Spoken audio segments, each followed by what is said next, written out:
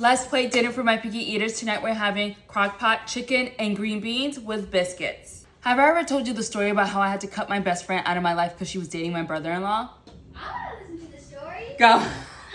14 years ago when Drew and I got married, my best friend was my maid of honor. Drew tells me that his brother, he was going to be his best man. Drew's brother at the time was divorced. He had kids. That is important. Our wedding day comes and goes, and my maid of honor, I'll name her Anna.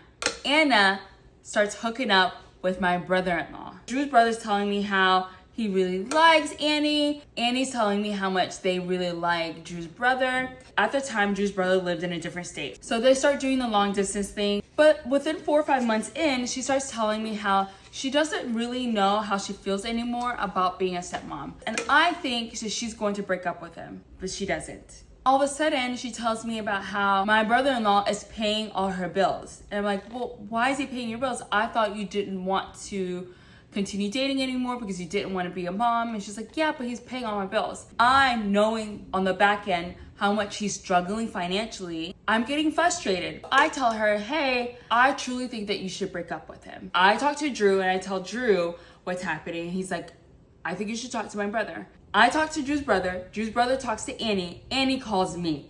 Annie is heated.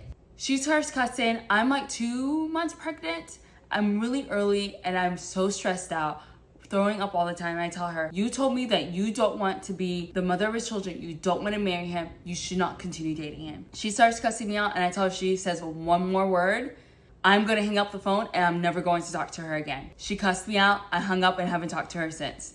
That was 12 years ago. Let's take a final look at the meal. And we'll see where my picky eaters rate dinner from 1 to 10 in the next video.